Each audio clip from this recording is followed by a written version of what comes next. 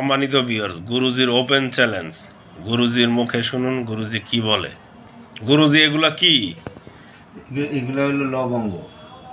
এই লবঙ্গ দিয়ে কি হয়? লবঙ্গের দুটো উপকার আছে, দুটা কাজ হবে। এই কাজের কথা আমি বলি, আপনি শোনেন। লবঙ্গ, যাদের প্রচণ্ড গ্যাসের জন্য প্রতি রাত্রে শোয়ার আগে দুটো লবঙ্গ মুখে দিয়ে ঘুমাবে জিহ্বার নিচে। হ্যাঁ, ইনশাল্লাহ গ্যাস থাকবে না। আর একটা কাজ হলো, যারা রাত্রের কাজে দুর্বল, সঙ্গিনীর কাছে সময় দিতে পারে, সঙ্গিনীর কাছে লজ্জা পাচ্ছেন, তাদের জন্য ওপেন চ্যালেঞ্জ।